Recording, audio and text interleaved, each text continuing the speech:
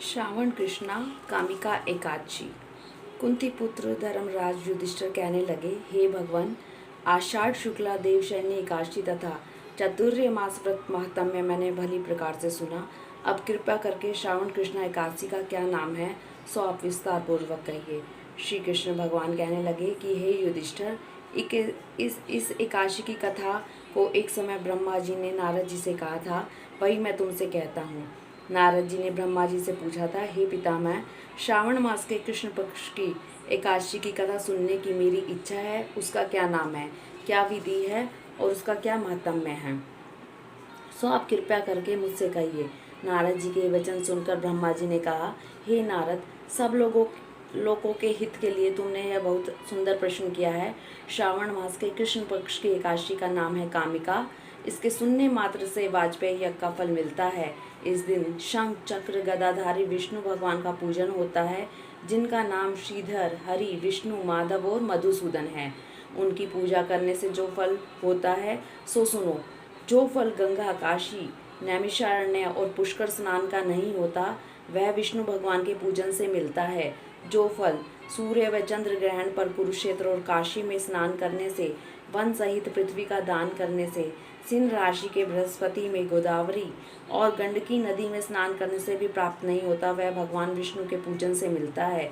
जो मनुष्य श्रावण में भगवान का पूजन करते हैं, उनसे देवता, गंधर्व और सूर्य आदि सब पूजित हो जाते हैं।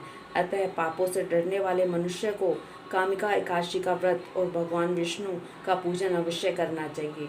पाप रूपी कीचड़ में फंसे हुए और संसार रूपी समुद्र में डूबे हुए मनुष्य को कामिका एकादशी का व्रत और विष्णु भगवान का पूजन अवश्य करना चाहिए। इससे बढ़कर पापों के नाश का कोई और उपाय नहीं है। हे नारद, स्वयं भगवान ने यही कहा है कि कामिका व्रत से जीव योनि को प्राप्त नहीं होता। जो मनुष्य इस एकादशी को भक्ति पूर्वक तुलसी दल भगवान को अर्पण करते हैं, वे इस संसार में पापों से दूर ही रहते हैं। श्री विष्णु भगवान रत्न, मोती, मणि तथा आभूषण आदि से इतने प्रसन्न नहीं होते जितने तुलसी दल से। तुलसी दल पूजन का फल 4 भाग चांदी और 1 भाग स्वर्ण के दान के बराबर है। हे नारद, मैं स्वयं भगवान की अति प्रिय तुलसी को सदैव नमस्कार करती हूँ। तुलसी के वृक्ष को सिंचन से मनुष्य की सब यातनाएं नष्ट हो जाती हैं। दर्शन मात्र से सब पाप नष्ट हो जाते हैं और स्पर्श से मनुष्य पवित्र हो जाता है। कामिका एकादशी की रात्रि को दीपदान तथा जागरण के फल का महात्म्य चित्रगुप्त भी नहीं कर सकते।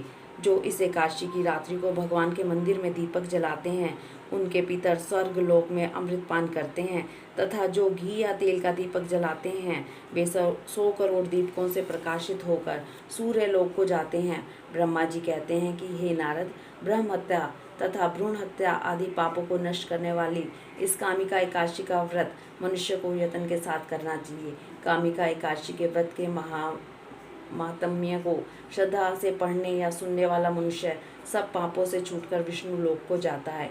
इस प्रकार एकादशी महात्म्य का 17वां अध्याय समाप्त हुआ। बोलो एकादशी मैया की जय हो।